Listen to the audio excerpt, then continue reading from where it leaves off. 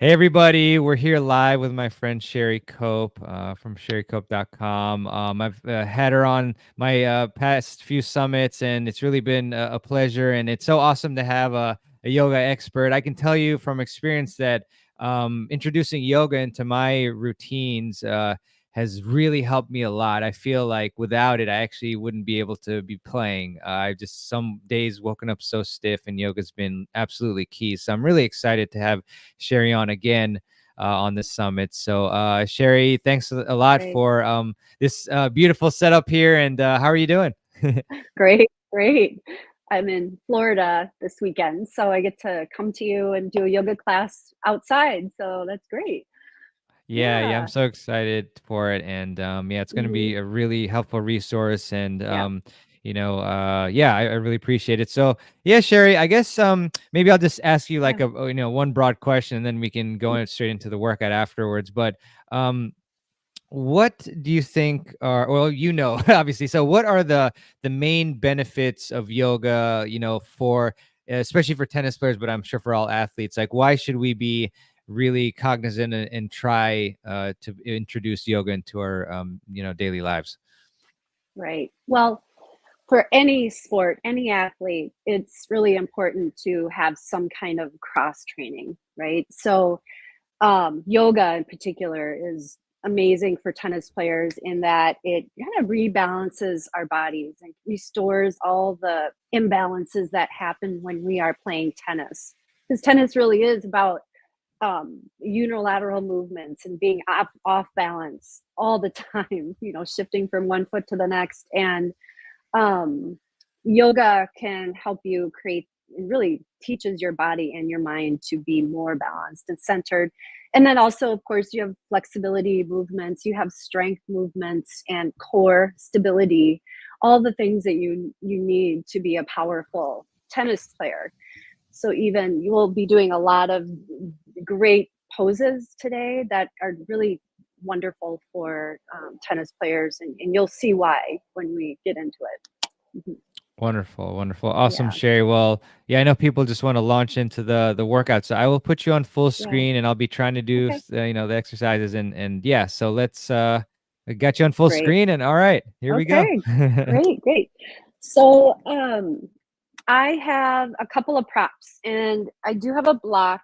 If you don't have a block, maybe you have something to bring the ground up, like a stack of books. Even a bigger jar of peanut butter works actually. So I also have a tennis racket. Again, optional, but I'm going to do some shoulder stretches with the tennis racket. So that's something you could take on the court as well. So we will get started in this easy seated position and starting with a few breaths. Breathing is an essential part of yoga in that it helps us center and prepares ourselves for the practice, but also it down regulates the nervous system. It helps us just be really in our bodies and kind of calms the mind so that we can just have better balance and have just a greater capability of getting deeper into our poses. So just a few rounds of breath. You can have your hands on your knees here, but sit up tall on your mat or towel, whatever you're sitting on, and relax your shoulders. Close your eyes. Nice to just turn ourselves inward by closing the eyes, taking the visual cues away. And we breathe into the belly. So just think of really deepening the breath with every inhale and having nice long exhales as well. And we'll do that two more times. Inhaling, exhale. You might even feel the breath coming into the back body. Inhale one more round. And exhaling. And you might even start to feel a little shift of energy with just those few rounds of breath. Okay. So let's get started actually right in our tabletop position. So, tabletop are just Hands below the shoulders, our knees are below the hips, and we'll start to warm up the spine with some cat and cows. So we'll inhale, lift the chest, melt the belly, tailbone rises. We're arcing our back. And then exhale as you round into your cat. We press the mat away, lift up the upper back, and we'll flow here. We start to coordinate our breath with the movement. And let's do one more lift in our cow, arcing the spine, and then exhale and round. Good. And then come back just to a neutral spine. Let's just do a couple of side sways. That just helps to loosen up the waist. Our core gets really tight with all that powerful rotational movement and hitting balls that we gotta relax the waist too, right? So now we'll start to get into our wrists a little bit. In your tabletop, just turn your hands off to the side as much as you're able. Maybe you can even turn your hands all the way in towards you. And this stretches the forearms, and you could rock forward and back. If that's too much for you, just scale back your hands, turn the fingers more to the sides of the mat. And just take one or two more rocks here. And then come back to just a normal hand position. Okay, now we'll start to get some core engagement. Bird dog. So we'll lift the right leg up and back, point the right toes down, engage your core, lift the low belly up and in, and then reach the left arm forward. So we're being asked to balance, hold our body in space in an unbalanced position. And then let's start to bring our elbow to the knee, crunch, and then extend. Exhale as you bring elbow to knee and extend. We'll do that 2 more times. Elbow to knee, extend, and elbow to knee, and extend. Then we'll switch sides. So take your left leg, reach it up behind you. Your right arm will reach ahead here. Engage the core to begin, and then bring your elbow to the knee. So these crunches and the movement within a balance position really requires our minds to be focused and in the present moment. And then let's do one more, elbow to the knee and extend. And then bring your hand down to regular tabletop. And then sinking back into just a brief child's pose. Child's pose is something you can come to at any time, just to come off of your feet, or if you need to just down regulate. Stretching a lot with our arms here to start to begin that overhead stretching. And we'll rise back on up. And we're coming into our first downward facing dog. So curl your toes, lift the hips up and back. So we want to avoid being too far away from our feet, more in a plank, or too close. We have this sort of a sweet spot of our weight of the hips. So you can lift the hips up and back, take the pressure away from the wrists. And you're really reaching overhead here. You're needing shoulder stability. You're also stretching the backs of the legs. This is a fabulous pose for everything. We're building strength and flexibility at the same time. Take another breath here. Lift the hips up and back even more, melting your heels. So you're feeling that in your calves. Okay. And then we'll slowly look ahead and step the feet up to your hands. Come to a half lift, inhale, tabletop back, exhale, forward fold. So you may need to be bending your knees quite a bit in order to really hinge from the hips. Inhale, half lift, forward fold. So we want to avoid this kind of round just to reach down. We want to flatten the back, hinge from the hips. And then root into the feet, come all the way on up to stand. And draw your hands to heart center. Coming into a Tadasana, it's a mountain pose. It's standing, but it is purposeful. We want to root into both sides or both feet at the same time. Feel that equality of weight. Now stand up tall, relax the shoulders. Close the eyes so we can start to bring our balance. Again, not using the visual cues around us. We want to create balance from the inside out. And just take a couple breaths here, feeling sturdy, steady on your feet. Okay, and then you can open the eyes and we'll be at the top of the mat with our feet hips distance. Inhale, reaching the arms up overhead. Forward fold, exhaling. Now you may want to have your block handy for this next series. Inhale, half lift. Take a big step back with your left leg. So a nice long stride. Knee is above the ankle. Pretty good. And then lower your left knee. Uncurl the back toes. Reach the arms up overhead. Okay. So as you reach here, we're still engaging the core, finding balance. Now hold on to the opposite elbows. This will stretch our shoulders again. So you may want to even lift yourself up within the rib cage, draw the forearms or the upper arms back a bit, just to your capacity. Another breath. And then reaching the arms up overhead. Bring your hands to heart center. Let's add some twisting. So hinge forward, draw your right hip back a bit. Turn and twist to the right. So just hover your left elbow above that right knee. And we'll press the hands together. Come back to center. So a little twisty. Again, we're creating imbalance just so we can get better at recovering and coming back into balance. It's really good for our brains. And then come back to center. Good. Release your hands down, both sides, or actually inside of your front foot. This is where you could use your block underneath your hands. Curl the back toes and lift the back knee up.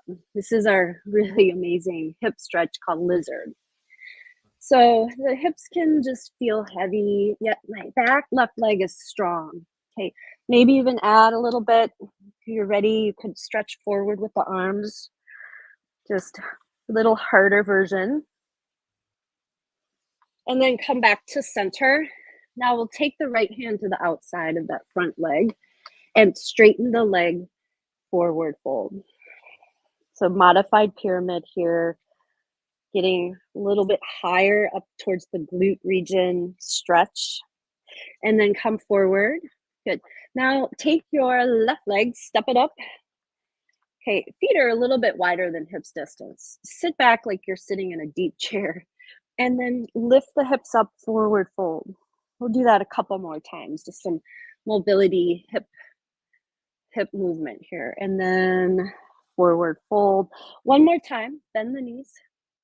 Good, now root into your feet. We'll use our leg strength to come all the way on up to stand. Good, bring your hands to heart center. Going to the opposite side. So inhale, reach. Forward fold, exhale. Half lift, take a big step back with the right leg now. Okay, again, long stride, set yourself up, look at your ankle below your knee, and then lower the right knee, reaching the arms up overhead. So again, we're stretching here at the same time using strength and balance. Holding on to your opposite elbows, lift up a little bit, slight back bend, stretching the shoulders, reaching the arms back up overhead, and then bring your hands to heart center. Adding those twists. So really hinge your left hip back. That stabilizes you a little bit more. And then turn, twist to the left. So you're hovering your right elbow and come back to center. Exhale as you twist. Back to center. One more. Twist to center. Good. And now we'll take the hands inside of that front foot and lift up the back knee. So again, your hands could be on a block. It helps bring the ground up a bit. Or you could even add reaching the arms forward. Okay, your back right leg is super strong, helping you balance strength pose. And then come back with your hands underneath you. Take the left hand and outside of that front foot. Straighten the leg and forward fold. So just taking a couple breaths here. Good, feel where you might be tight down that whole back chain of leg muscle. Then come forward. We'll step the right foot up to the top of the mat. Again, half lift. and forward fold. We'll skip the sitting down and just do a half lift, straight legs, forward fold. Rise on up to stand. Draw your hands to heart center. Okay, now we're going to add a little bit more power in a chair pose. So we bring the feet and knees together and we sit into a chair, okay? And you could be here with your hands at heart center or reach the arms up overhead, okay? Draw the low belly in, the fatigue in the low back. We want to support our low back. And we're leaning forward a little bit. So your back muscles are being used. Your legs, you should be starting to really generate some heat. Take 2 more breaths here. Exhaling. And then rise to stand. Bring hands to heart center. Okay. So last standing sequence here. We'll inhale, reach the arms up overhead. Forward fold. Half lift. Now take that big step back with the left leg. Okay. This time we'll keep the left knee lifted, and you might want to separate your feet a little bit to rise up to high lunge. Okay. This is really, again, a great balance pose. Also strength pose. So you're doing 2 things at one time. So soften your body. Okay. It doesn't help to tense up. It actually helps to breathe and soften. You could get a little deeper here, right? That goes as well on the tennis court. If we're tense and we're gripping, it's hard to be fluid and hit with great range of motion. Now we'll open up warrior 2. Now heel toe your right foot in. So you're standing on a single ski, basically. Then bend into that front thigh. Left leg is straightened. Turn the right knee off towards the toes, reaching the arms out, but soften the shoulders here as well. Turn your right palm up and reverse the warrior. Left hand can just rest on your back leg. Keep bending into your front thigh. So again, this is generating heat, power, yet stretching. And then rise back on up. Okay, great. So now we'll do a triangle pose. This could be a great spot to use your block, but if you don't have that, I'll give you a workaround. So shorten your stance a little bit here. Same position of the feet. Reach the arms out and hinge forward. We're lengthening the right side of the body, and then bring your hand to the block, or it could come down to your shin. Left arm goes straight up. So again, we don't want to just try for the sake of getting lower to reach down and bow forward. Bring yourself up so it feels like you're trying to fit between 2 panes of glass. We're tucking the right hip under. And another breath, and just really toning that right leg. And then rise back on up to stand. This is where we'll grab the racket if you have it, or a great shoulder stretch. Now turn to the length, the left side of your mat, and just turn your toes so they're about parallel, or maybe just slightly outward. Take the handle of your racket, place it in the right hand to start, and we'll bend the elbow behind the back. Now take the left arm and grab some part of the lower part of your racket, and just to, again, your range of motion, creep the arms together. And that may be where you stay, just standing, or you could take this to a forward fold. Again, stretching the legs, shoulders. Let's stay for 2 breaths. Bend your knees as much as you need if you're in a fold. And then we'll rise on up to stand. Switching the arms.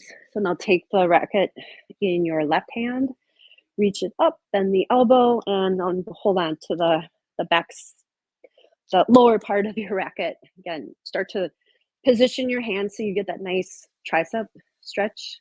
And then maybe you're forward folding.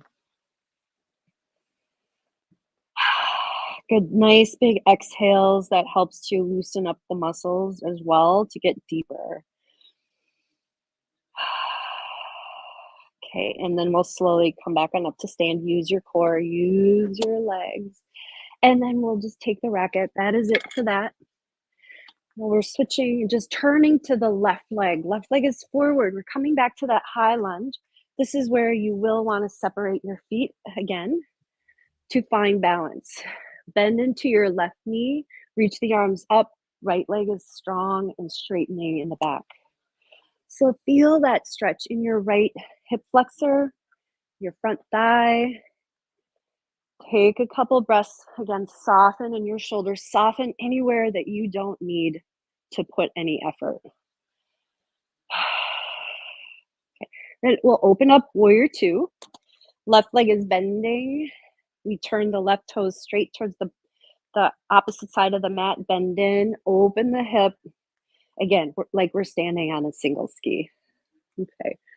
Reverse the warrior. Left arm goes up and back. Keep bending into your knee. Good. Rise back on up. Straighten the leg. We'll come into that triangle pose. So again, the block could go inside or outside of that front foot. Shorten your stance. Reach the arms out. Hinge forward. Bring the hand down to the block or shin. Or if you can reach the mat without trying to bow forward. Okay, just keep opening the chest. Rotating the torso upwards to the right. Tone your left leg. Okay, and then we'll rise back on up to stand. Okay, so turning back to the side of the mat once again. Now turn the toes out to the side a little more than you did for the wide-legged forward fold. Skater stretches. So bend into the right knee. Good. You could bring your hands down here, straightening long into the opposite leg, and then come over to the left. Stretch into the inner right thigh. And let's do one more each direction. So the right leg bends, left leg is long. Again, these are moves that we do in tennis. So if you can practice these moves, you're getting stronger in these kinds of strides and transfer of weight and transitions. And then we're going to go ahead, turn, come back to a down dog. Okay, back to that down dog, and we'll stay for a breath or two. Okay, now come onto your knees and a seated twist pose. You could sit on a block, but we'll turn the right leg in so the heel is coming in towards that left glute. Cross the left leg over the right. Now, if that doesn't work for you, you need to scale it back. Just put your left foot in front of you, but settle into your seat. You should feel firmly, at least heading towards being firmly rooted into the mat. Now twist to your left. So hug your left knee. The left arm can come behind. Sit up tall as if you almost lean into that left arm. Open the left shoulder and take some breaths. If you have been playing a lot of tennis and you've been rotating a lot, this might be tight in your core. So this is an excellent pose to loosen things up. We want to regain that mobility and that rotational power back. And if we're tight, that's hard to do. And then we'll unwind, uncross the legs and switch sides. So your left leg will turn in. Right leg crosses as much as you're able. Settle into both sides of your seat. And then we'll turn to the right. So hug that right knee with the left arm and sit up nice and tall. Exhale, soften from your belly, and you'll find that you rotate deeper. One more inhale. And then exhaling. Great. So we'll uncross, unwind, come onto your backs for just one more hip stretch. So come onto your back, this is figure four. You probably do this as well on your own. But let's cross the left ankle over the right knee and turn your left knee off to the side. Okay, and then lift up your legs. You could interlace your hands in front of the shin or behind the thigh, but just take a little time. This is a very passive stretch, but our hips are just very strong muscles, so they do need a little extra time. So this is something at home, or if you'd like to hold and do this a bit longer, please do. Okay. And then we'll go ahead and switch to the opposite side. So the right ankle goes over the left knee and we lift up both legs. And again, come to your range of motion with where you want to hold your left leg. And just breathe here. You notice when you breathe deeply, what happens to your body? You soften. You soften and you can get a much deeper pose. Good. And then we'll go ahead and cross the legs from your figure four. And last closing pose, which I love and I do in every one of my classes, is happy baby. So happy baby, we lift up the legs. You could either hold on to the outsides of your ankles, but we send the knees to the side of the body. You could also hold on to the outside of the feet. And amazing hip opener. You could rock side to side.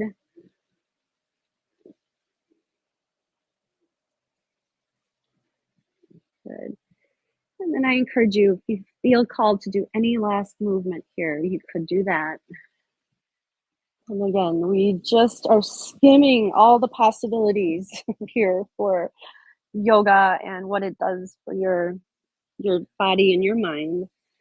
But let's finish the practice. You could either lay here in a shavasana or come back on up to seated. We finish the practice again, kind of creating that calm state with the breath. Just focus, concentration.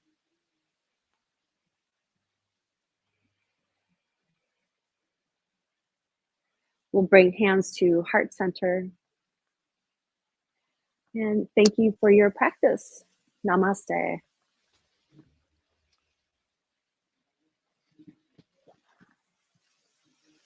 Namaste. Yeah. That was awesome. Thanks, Cheri. Yeah, you're welcome. Yeah, I don't know if you noticed, but I did the whole thing with you. Oh, good. I Yeah. had to move around a little bit because the room wasn't the most optimized, but I really enjoyed that one. I feel like that was great too in terms of, I've taken, a bunch of yoga, classes and whatnot, and that one I feel like is a good baseline for people to start with, for sure. Yeah. And but I mean, even for me doing that too, it's not like I'm an expert or something, or even intermediate, but that's still it was great. Like I really feel much better, much more limber right now. And Good. it's definitely something I encourage people to go back to and keep doing and whatnot. So yeah, I mean, great. Yeah, and we've got awesome. Emma, who was just on the previous summit, said that was awesome. Thanks, Emma. Cheri. Hi. Yeah, she had a great session too. Great. So yeah, I guess so first off, I mean, this particular workout, like what areas of the body was it focusing on? Yeah, shoulders, core as well, because we needed to stabilize with the core, especially when we were doing a little bit of that twisting. And the hips, we're opening the hips because the hips get so tight, right? They get tight when you're lunging and again, kind of from one foot to the next in those fast twitch movements, that the opening of the hips is really, really important for that range of motion. And then of course we're stretching the legs, the backs of the legs and the hamstrings and what we don't realize is that really every single part of your body was being worked here.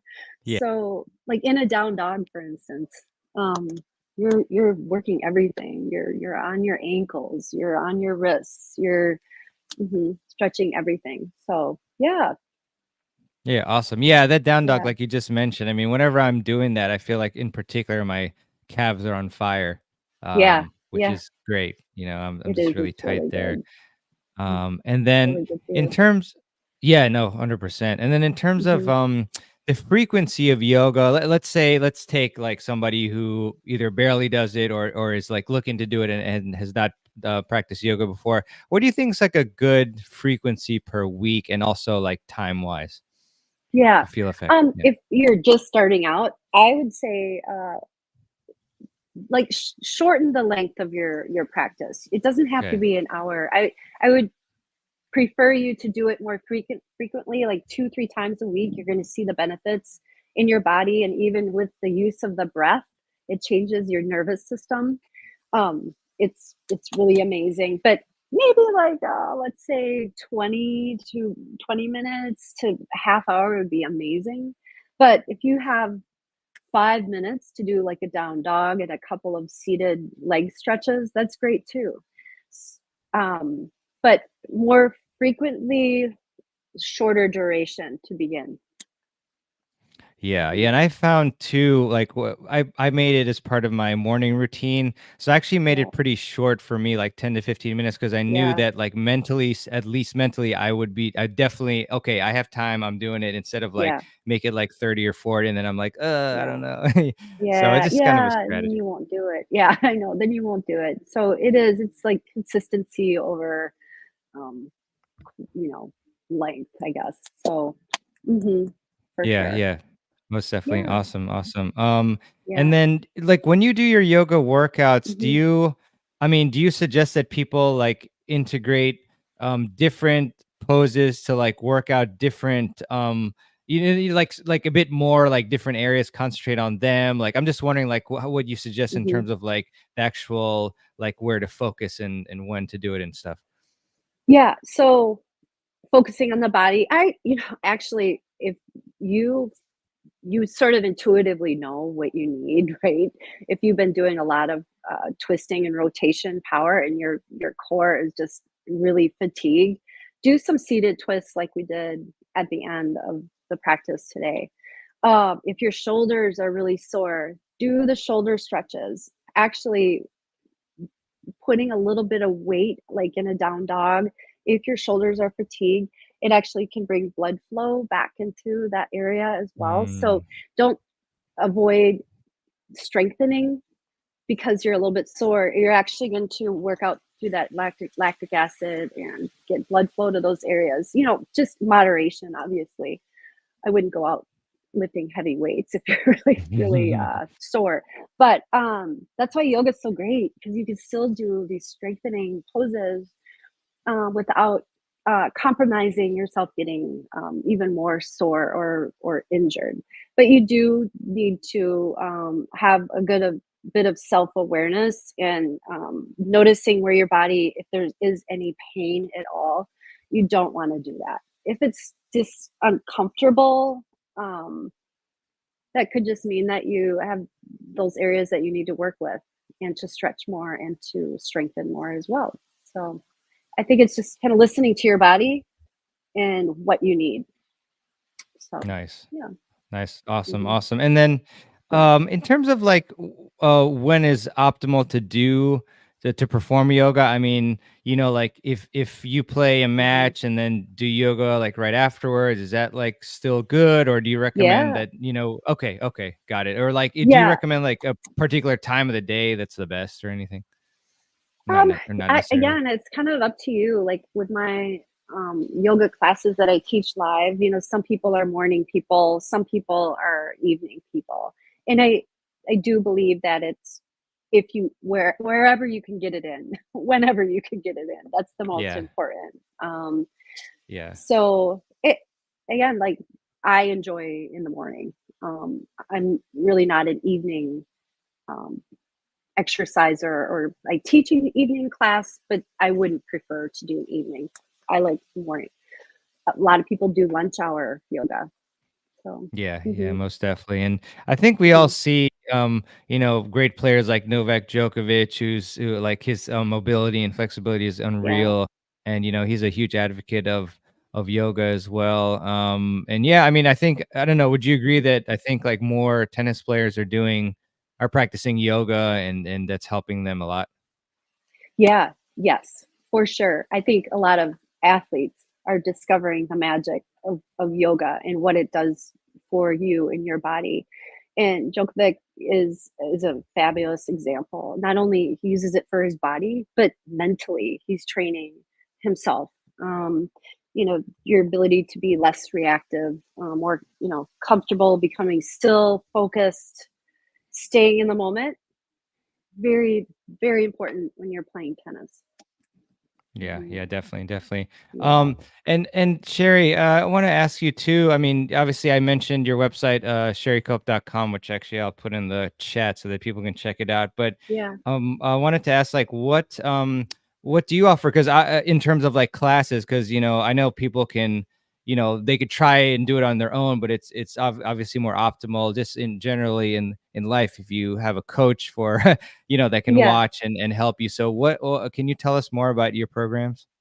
Yeah.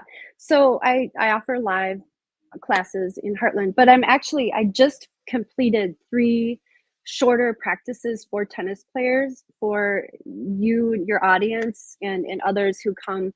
I don't have them up live on my website yet, but, I will have those on my website for you to, purchase for $10. There's 3 of them, and Awesome. each covers different aspects of kind of a practice. One is more stretchy and flexibility.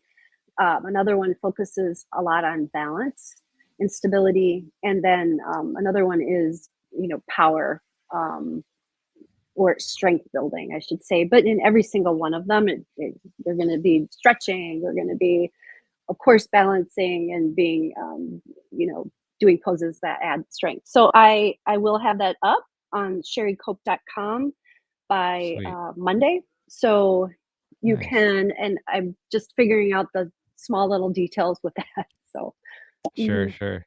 Yeah, yeah. very cool. And yeah, I'm looking at your Mhm. website, which looks really nice. And you also uh give life coaching as well. That's really cool. Yeah, life coaching, and I have a background in sports psychology, and that's how I actually Mhm. got into yoga, was through sports Mm, psychology, because the framework and the what we practice on the mat is very similar to the mental strength tools that we use in sports and performance, like mhm. focusing, using your breath, being able to control your nervous system to kind of endure challenging things, uh, working with your mental self-talk, etc. All of that we Yeah. practice on our mat. We really do. Yeah, Hmm. yeah, most definitely. And Yeah. let's see, you got some other comments. Artie said, "Hello, thanks for your excellent session. Yoga is the best way to get your mind and body to relax and focus on what you're doing, especially playing a winning tennis match, learning a lot. Love to Hmm. see that. That's great. Yeah. That's great." That's good. Um, and then Emma said, "I did yoga every day and included in phase 2 of my tennis elbow relief program. It's so good for us."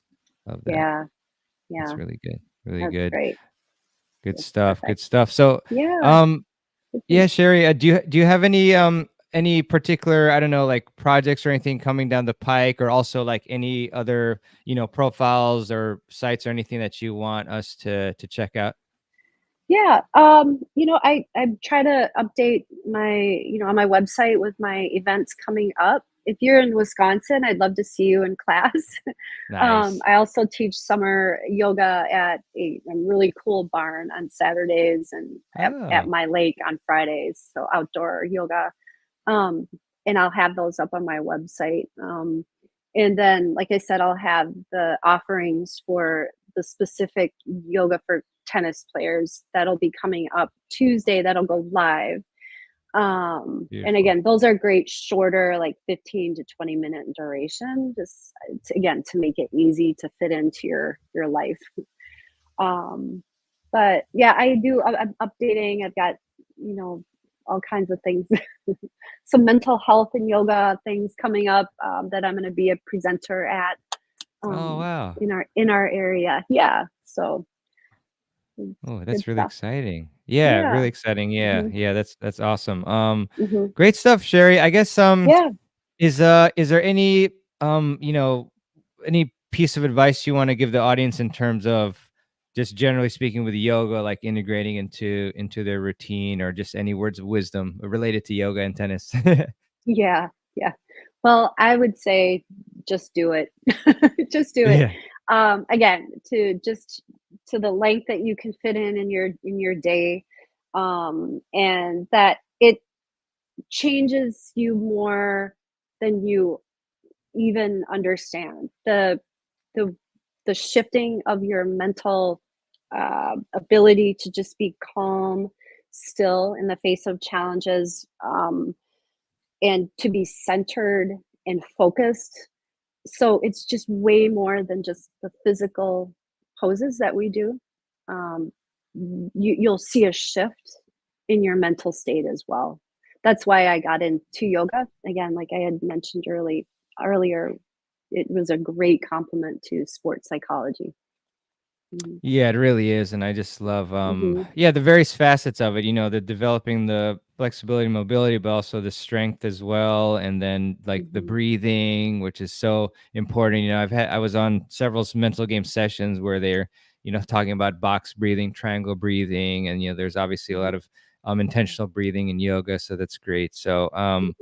awesome. Yeah. Awesome, Cheri. Well, I Yeah, definitely want to great. encourage everybody, yeah, to check out chericope.com. And then, as Cheri mentioned, the yoga for tennis players, look for that. I believe you said they'll be up Tuesday.